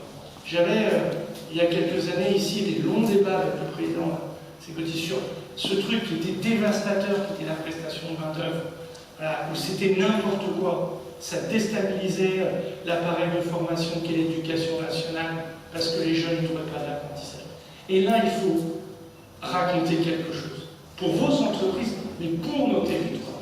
Développer des savoir-faire et anticiper ce qui va arriver, c'est-à-dire les futurs textes, pour le coup, sur les matériaux biosourcés. On voit bien qu'il faut qu'on arrive à travailler sur nos écosystèmes. Et ça, c'est en parallèle de la reprise. C'est-à-dire qu'il faut qu'on reprenne en main la maîtrise de notre temps.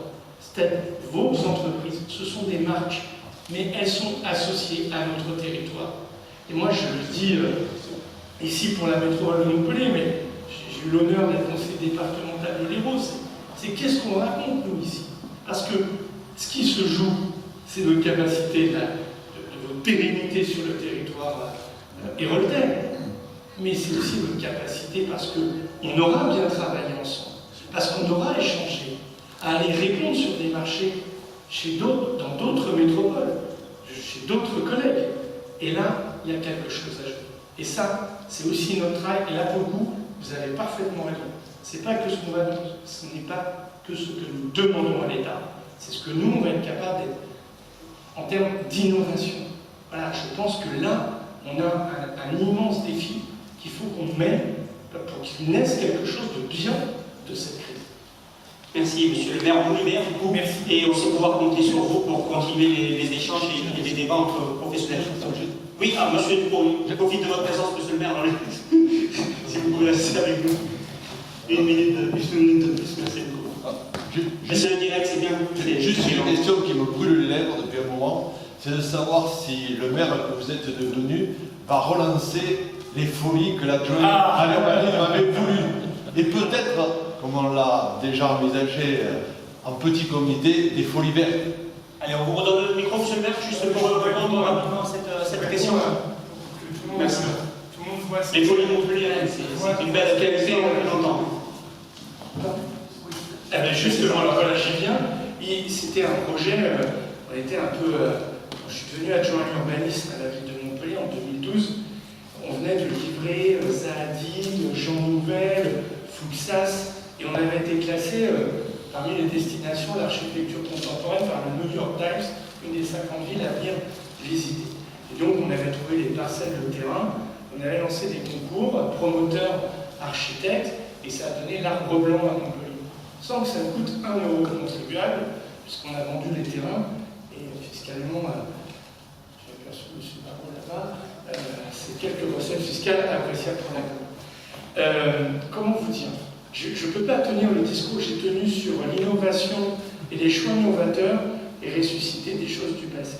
Donc on trouvera bien des idées nouvelles, j'ai bien quelques pistes. On ne fera pas les folies, si on trouve rien, on relancera ça. Mais il faut qu'on trouve quelque chose qui marque autant les esprits que ce que ça a marqué pour notre territoire à Montpellier. Et effectivement, autour du durable, autour de ces enjeux-là, il y a quelque chose à jouer. D'où l'importance du dialogue, l'échange. Du dialogue et de l'échange, mais que le président du gros se rassure, j'ai bien quelques idées en tête déjà. Voilà. On échange d'autant mieux qu'on a déjà des idées et que le débat est constructif. Merci, on vous libère et on continue avec Madame Guitard. On a parlé de visibilité, je trouve que les professionnels, des fois, en attendait de la part des pouvoirs publics, collectivités locales, on est aussi souhaité des fois un peu plus de visibilité de côté des décisions ou des plans de relance au niveau national. Vous, on sait que c'est une préoccupation, enfin, quand vous êtes dirigeant d'entreprise, c'est votre cas, c'est souvent attendu. Alors oui, c'est vrai que là, je profite qu'il y ait des élus, même si le président Oui, mais vous inquiétez pas, les travaux sont enregistrés, il nous écoute. Il entendra. Donc, il faut absolument que vous fassiez remonter ces informations et que vous y réfléchissiez.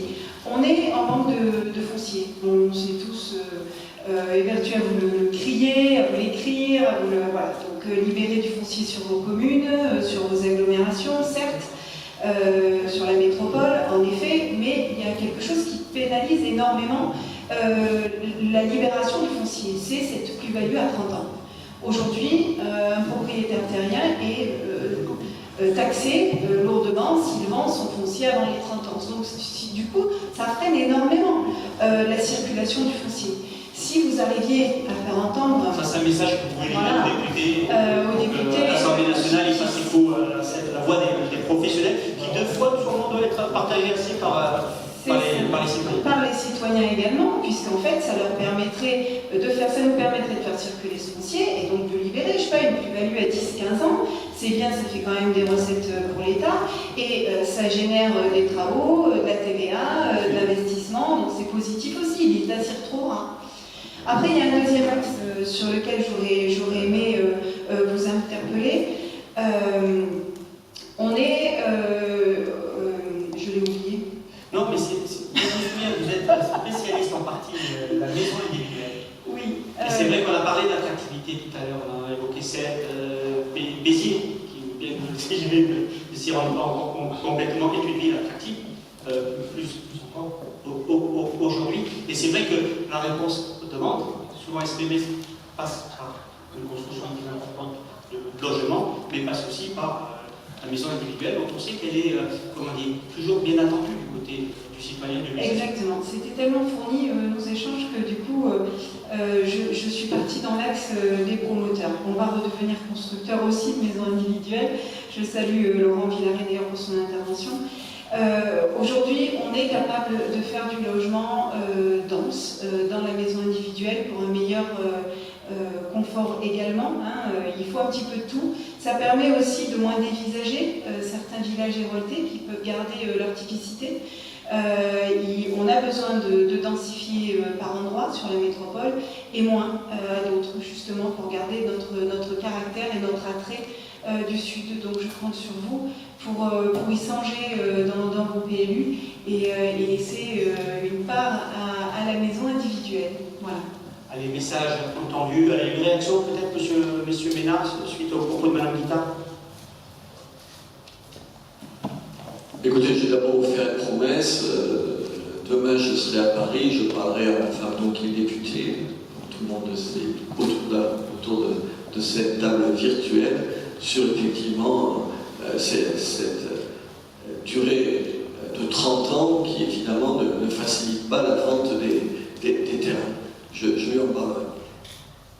Sur votre deuxième point, mais venez donc à Béziers, madame. Enfin, attendez, il n'y a pas que Montpellier, d'accord? Je ne sais pas parce qu'il n'est pas là. Il faut juste arrêter, quoi. À Béziers, il y a du terrain, vous pouvez venir construire, je vous accueille demain matin. Non, je serai à Paris demain, en début de semaine prochaine, et vous venez. Mais attendez, je le dis aux entreprises ici, il n'y a pas que la capitale régionale. Il y a plus de terrain. Non, mais c'est vrai, il y a plus de terrain disponible à Béziers que dans d'autres villes. Parce qu'on est une ville, une commune est très étendue, bien plus que la commune de Montpellier. Je ne parle pas de cette à cause de la situation géographique. D'ailleurs, c'est le département qui a gagné notre activité. Voilà, donc il faut de plus en plus de... Et en plus, avec ce que vous dites, on a envie de vous écouter. Pourquoi? Parce qu'on est contraint, je le disais tout à l'heure, entre comment on dit, des recommandations, pour ne pas dire des ordres contradictoires de l'État. À la fois, il faut ménager le foncier, et en même temps, il faut accueillir des populations plus importantes. Béziers gagne 1 millier d'habitants chaque année. Il faut bien les loger quelque part. C'est comme les entreprises, quand on explique, tu le disais tout à l'heure, non, vous n'allez pas construire des zones d'activité, vous allez gagner sur ce qui existe déjà. Attendez, c'est 10 fois plus compliqué. Et puis des fois, c'est juste pas possible. Pas possible de dire, tiens, dans telle zone de Béziers, vieille zone, on va voir s'il y a tel qu'on peut raser, reconstruire à sa place. C'est pas aussi simple que ça. Donc si vous avez une réponse qui consiste à la fois à répondre à un besoin qu'on connaît, en plus qui s'est développé avec le Covid, c'est-à-dire chacun va avoir sa maison en gros, redécouvrant qu'un bout de jardin, c'était pas négligeable quand on pouvait pas sortir de chez soi. Et en même temps, être économe, avare même, en consommation de terrain, mais c'est ce que les élus, enfin en tout cas le maire que je suis, attend. Donc lundi, vous êtes dans mon bureau et on en parle. Merci madame. Message entendu. Il peut y avoir des rencontres d'entreprises, de collectivités locales, il peut y avoir des rencontres d'organisations. On a parlé d'ABCD, qui est un véritable club de professionnels dans l'Hérault, qui peut être aussi un interlocuteur des collectivités locales et territoriales. Donc on voit bien que là aussi, il faut gagner peut-être en agilité dans les modes de coopération. Alors peut-être chez Percommence, peut-être dans le panel, sur l'idée de conforter des échanges entre acteurs privés et publics. Là aussi, je vous ai déjà entendu sur ce sujet-là, et je sais qu'il tient particulièrement à cœur à la BCD, à la Fédération française du bâtiment, et à vous aussi, personnellement. Oui, tout à fait, oui. Effectivement, si on refait un petit peu la genèse de notre activité est une activité à forte inertie, je dirais que par exemple, le chantier que vous avez à côté, c'est une opération qui s'est décidée il y a à peu près 3 ans, le foncier a été acheté il y a 2 ans et demi, le permis obtenu, et ça va se solder par des pertes d'emploi et des entreprises qui vont disparaître. C'est pas pour être alarmiste, malheureusement c'est une triste réalité. Alors nous, effectivement, on travaille et on réfléchit, je dirais, sans arrêt, et on a une proposition à faire auprès des décideurs que vous êtes.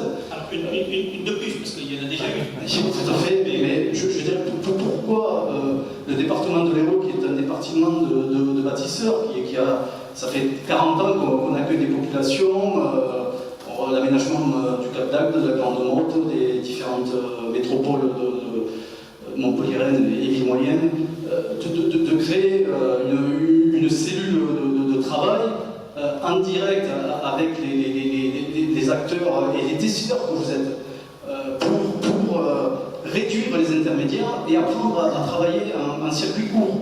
Dans nos entreprises, le management, on a grandi avec un management vertical. Aujourd'hui, voilà, si on veut garder, être efficace, être agile et chercher à tout prix cette efficacité qui nous permet d'exister, de toujours exister, c'est la transversalité.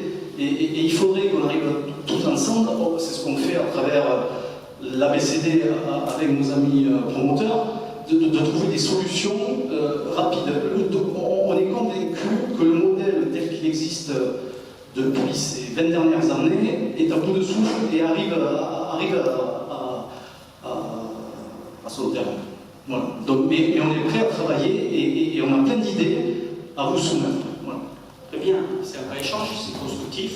Vous dites les choses tout simplement, franchement, les uns les autres, de langue de bois, c'était assez direct. On voit bien que l'état d'esprit, j'ai envie de dire, d'un côté comme de l'autre, est très constructif. Ça, c'est vraiment, je crois, un élément important, assez attendu dans le cadre de cette relance que l'on veut efficace, je crois, plus que jamais nécessaire en même temps. Alors, peut-être, monsieur le maire de Sèvres, pour une deuxième réaction par rapport justement à ce qui vient d'être dit. Oui, je ne voudrais pas faire comme Michael, mais moi aussi, il fallait que je parte absolument à 19h30. On a fini, juste un mot, effectivement, je suis totalement d'accord avec ce qui vient d'être évoqué.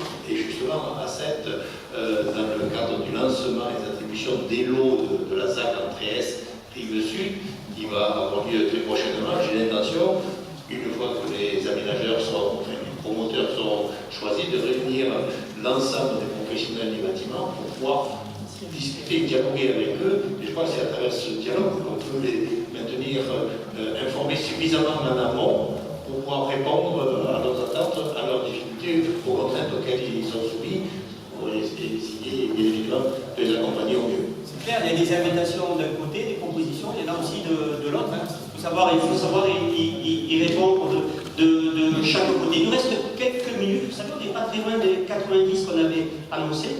On n'a pas pris de retard si on sait terminer vite notre dernier échange. Mathieu Puy, je vous donne la parole parce que les échelles de temps, c'est à la fois immédiat, de très lecteur, c'est monsieur le maire de Sèvres. Et là aussi, on a entendu votre message, on continuera le débat. Mathieu Puy, sur les deux échelles peut-être, celle de l'urgence et celle de travailler de manière prospective. Oui, bonsoir. On a beaucoup entendu ce soir des solutions immédiates, d'urgence, de plan de relance. Moi, ma question elle va être assez simple. Question point de vue. Oui, les élections municipales ont quand même été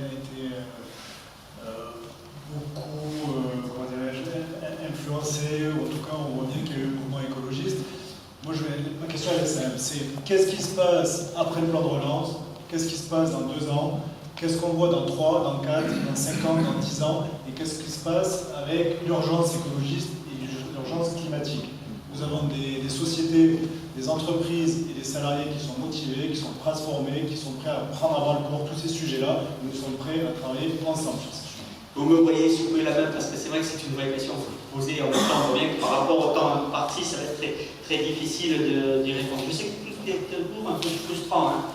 Ici, on a envie d'intervenir, de dire plus de choses, et ici, bien évidemment, on a aussi envie de dire des choses. Alors, je vais vous demander, pour terminer le débat, avant de laisser terminer Thierry Ducot pour son propos conclusif, pour qu'on atteigne vraiment l'objectif, demander rapidement à chacun d'entre vous, mais vraiment rapidement, de pouvoir livrer un dernier mot par rapport à la discussion d'aujourd'hui. Je donne la parole. L'activité du bâtiment, c'est d'abord une compétence municipale. L'urbanisme, c'est la mairie. Donc nous, qui de la région de département, nous sommes en deuxième ligne et nous appuyons les politiques publiques qui sont menées dans le secteur qui concerne par les collectivités locales de base, qui sont les communes, et on est mobilisé pour les aider, pour cocher, y compris les financements du plan de relance de l'État, pour faire en sorte qu'on crée des synergies pour aller vite, parce que le temps presse et c'est très important, à la fois pour vous, mais aussi pour tous les élus qui sont à charge de responsabilité, parce que les citoyens demain vont nous demander des comptes, de savoir ce qu'on fait, etc. Merci, merci M. Parral, c'était clair et concis. M. Capra, je vous donne le micro. Je me suis donc, si je peux parler de mon chronologie de mes confrères de réseaux sociaux, s'il y a bien une corporation de maître d'ouvrage qui a un investissement chez Vivocorp, c'est nous. On n'est pas des promoteurs tout à fait comme les autres, puisque nous conservons notre patrimoine depuis des décennies, et donc Investir, c'est notre raison de vivre, c'est notre objet social, c'est par définition construire, c'est notre ADN. Quand aujourd'hui, sur l'ensemble du réseau dotation, on se regarde à l'Hérault, la feuille de route, c'est 500 à 600 logements nouveaux par an. Y compris en 2021. Y compris en 2021. Et là, le rendez-vous n'y sera pas parce que les autorités ne sont pas. Les lancements de projets vont arriver. Et vous pouvez compter sur nous là-dessus, sur ce volet-là, effectivement. On a déjà travaillé avec les Cobos et ce sont des.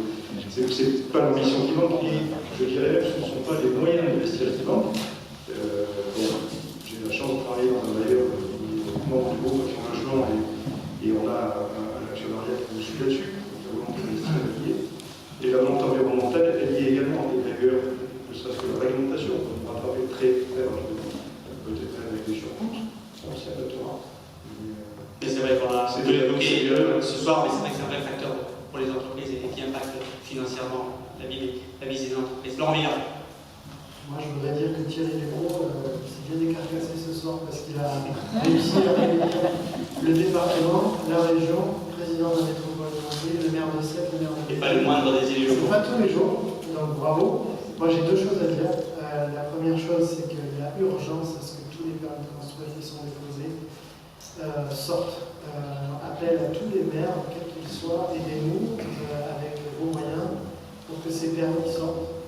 Le deuxième point que j'ai à dire, c'est qu'il est temps peut-être, je fais le lien avec ce que j'ai dit avant, qu'on discute une construction à l'échelle d'un territoire plus large, dans un axe jusqu'à Béziers, jusqu'à Perpignan. Savoir dépasser des fois les frontières administratives, des coopérations entre collectivités, c'est ça en gros vous dites. Je pense que c'est intéressant d'arriver à réunir tous ces élus, tous ces décideurs. On devrait se réunir plus souvent. À l'ABCD, on a parlé de l'ABCD tout à l'heure, qui réunit toutes les fédérations, Thierry Ducrot les a cités. On vient de créer une cellule de crise qui permet, on va dire, deux choses. Un, de conseiller, de recevoir tous les élus qui le souhaitent pour trouver des solutions pour que nos permis sortent, mais également pour réfléchir de façon plus prospective à comment construire sur le territoire de façon plus étalée sur l'ensemble du territoire. Et encore une fois, nous sommes dans une constellation de moyens sur la Roussillon. Certes, il faut continuer à soutenir la construction de la métropole parce que la demande de logement est toujours là. Oui, et en le départ, il ne faut pas oublier le territoire. Et les moyens qui aujourd'hui sont de plus en plus attractifs. Et c'est le rôle de cette cellule de crise qu'on a créée. Donc tous les élus sont le bienvenu et on va tous vous appeler. D'accord. Allez, encore une proposition et une sollicitation, mais je crois que les conditions sont réunies pour y répondre. Effectivement, parce que vous ne l'avez pas évoqué, mais du coup, il y a un lien très fort. Prochainement, la Fédération française du bâtiment lance les états généraux. C'est vraiment la volonté de travailler en partenariat. Absolument, oui, en deux mots, merci de vous donner la parole. Je crois qu'on a touché du doigt des enjeux lourds pour la profession, en termes d'attractivité, en termes d'image, en termes de rentabilité. J'ai entendu des choses sur la RSE, et je crois qu'il est important de pouvoir se projeter un peu dans l'avenir, utilement et en partenariat avec toutes les parties prenantes qui, finalement, permettent à la profession du bâtiment, dans le cadre d'une filière, d'exister, de se développer, et ce, dans les meilleures conditions.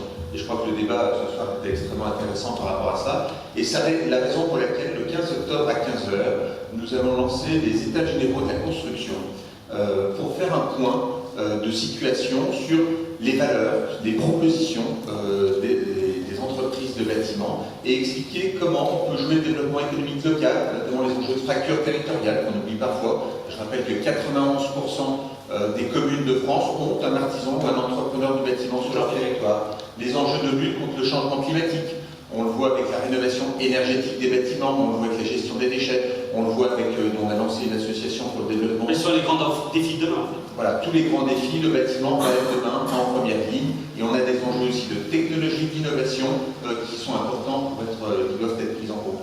Le fait d'être acteur de la prospérité du pays, on oublie souvent que la profession du bâtiment est un poids lourd de l'économie nationale. Je parlais de 7% du PIB, c'est un peu lourd également en termes de secteurs qui permettent de donner des emplois. On est à 1 500 000 dans le BTP, et si je parle de nos partenaires avec la FPI et d'autres acteurs, on est à plusieurs millions. Donc tout ceci est une manière de garder la maîtrise de son destin, d'être force de proposition, de contribuer à faire rayonner la France et quelque part d'accompagner aussi les évolutions. À Donc, président Ducrot a expliqué que quand le bâtiment va, tout va. Vous pouvez être sûr que la FFB va tout faire pour que le bâtiment aille bien et encore mieux demain. D'accord, acteur économique local, acteur économique national, c'est vrai que ce sont aussi des éléments d'attractivité et de compétition de la France aussi à l'échelle internationale.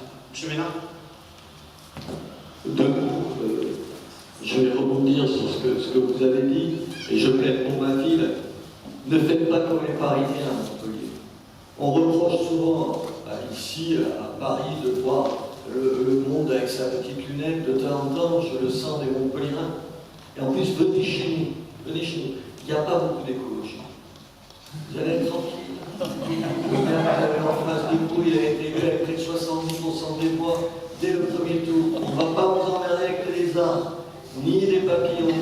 Venez, vous verrez ce que c'est de cette province où il fait bon vivre. Il y a d'autres provinciaux ici. Venez nous voir, on vous accueillera et on sera là pour vous écouter. Merci. Vous l'avez dit, Christian, à ça peut-être? Oui, d'abord, parce que je m'autorise aussi à parler pour le maire de Montpellier, vice-président de la métropole. Moi, je veux revenir sur les interventions qui ont été faites là, parce qu'elles se rejoignent évidemment. Je peux témoigner qu'ici, il y a eu des problèmes soulevés, des cris d'alarme qui sont partis d'ici, et des solutions nationales qui ont été trouvées. Alors bien sûr, elles sont imparfaites, hein, je ne nie pas, et j'imagine que le renard est toujours dans le poulailler, faisant référence à la concurrence déloyale que faisaient peser certaines entreprises de travailleurs détachés dans la région sur le secteur. Je disais oui, la concurrence libre et parfaite, c'est un renard dans le poulailler. C'est donc, je vous laisse imaginer qui gagne à la fin. Et c'est vrai que le renard est toujours là, il a fait des petits, mais néanmoins on a aussi, nous, et je veux saluer bien sûr le président Secotti, le président Ducrot, du travail qui a été fait, qui est parti d'ici, et on a même eu un témoignage national de notre président national de l'époque qui avait dit oui, c'est vrai que c'est parti de l'Hérault. Et je dis ça pourquoi? C'est pas simplement pour espérer soutirer quelques applaudissements de votre part, étant le dernier à parler ici, mais c'est surtout pour vous dire... le président Ducrot. Oui, non, bien sûr, non, mais le défi écologique, et je sais que Robert Ménard, malgré tout, il croit aussi, le défi écologique est aussi une chance pour nous. Vous l'avez dit à travers le RSE, vous l'avez dit à travers l'après.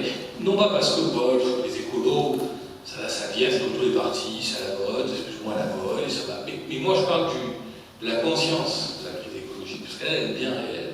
Et moi j'ai une petite conviction que nous pouvons relever ce défi, et les états généraux que vous allez organiser en seront, je suis sur la preuve. Nous pouvons relever ce défi, nous politiques, que si vous nous accompagnez. Donc moi je dis banco. Banco, comme vous avez su le faire à une époque avec le bâtiment citoyen, avec la BZR, de ces états généraux, il doit être, pourquoi pas, l'idée d'instituer une commission, un comité qui favorise la rencontre entre les décideurs. Alors nous, on est plus prospectifs, on est plus dans les schémas. Les maires, ils sont plus dans la délivrance des permis et les présidents de métropole, mais qui permettent en effet de fluidifier la commande publique, qui permettent de favoriser la délivrance, qui permettent en effet de réduire le stock de permis de construire qu'il peut y avoir, même si des fois dans la profession il y a aussi des cochons chez vous, et les permis de construire qui méritent d'être ralentis, donc on peut se dire des choses entre nous, mais je suis en effet convaincu qu'on peut adapter. On peut tous se retrouver en demandant à l'État plus d'agilité, mais nous, vous et nous pouvons aussi gagner en efficacité en nous prenant en main, peut-être en se parlant, pas à l'occasion d'un rendez-vous incontournable comme celui-ci annuel, mais au quotidien. Et donc moi je dis banco à votre proposition. Allez, merci. Aussi, c'est une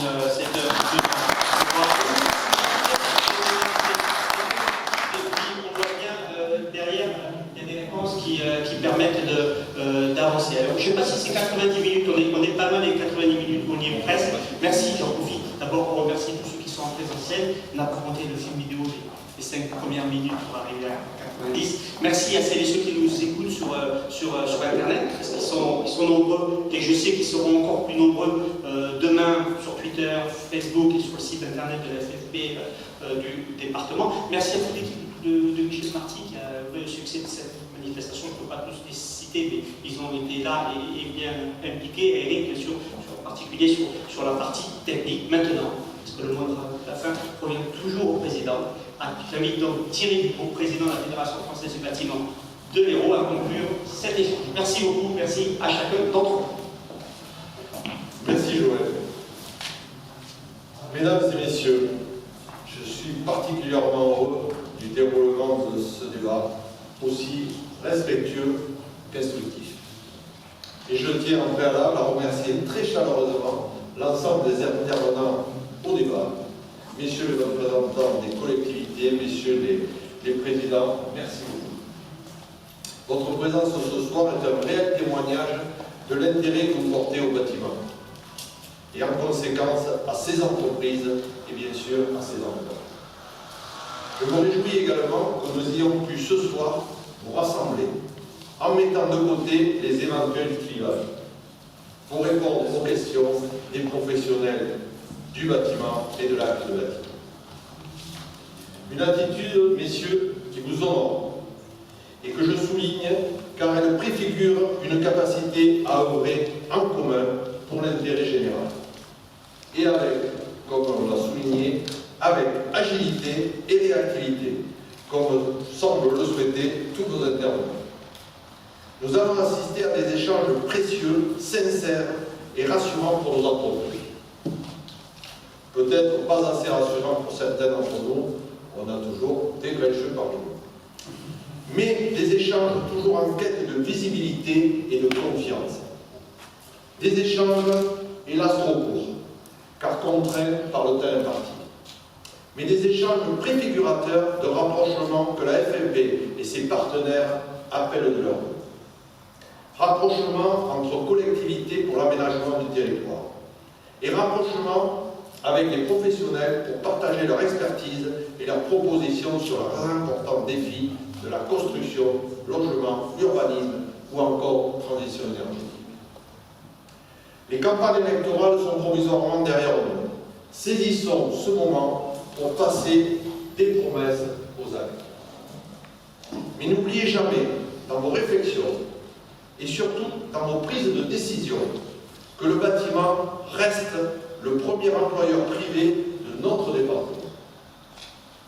Notre activité évolue, mais reste éternelle. Nos emplois sont des emplois locaux, non délocalisés. Chacune de nos communes accueille au moins une entreprise de bâtiment et bénéficie de ce fait de ses impôts. Je ne sais pas, comme l'a dit notre président national, si le bâtiment sauvera la planète. Mais je suis convaincu que nos réflexions, nos évolutions technologiques permanentes et nos savoir-faire sont résolument déjà inscrits dans une vraie démarche écologique. N'en déplaise aux détracteurs de notre secteur qui ne parlent qu'artificialisation des sols, alors que les enjeux sont certes environnementaux, bien sûr, mais aussi sociétaux, sociaux et économiques. C'est pour cela que je préfère parler de sobriété foncière plutôt que de zéro artificialisation. Ce premier débat en appellera sans doute d'autres. Et je veux qu'il pose ce soir les fondations, on aime bien ce terme dans le bâtiment, d'une véritable dynamique de concertation pour la construction de demain. Messieurs les représentants des collectivités, vous pourrez toujours compter sur la Fédération du bâtiment, mais également sur ses partenaires, pour que demain, nous construisions toujours ensemble. Merci.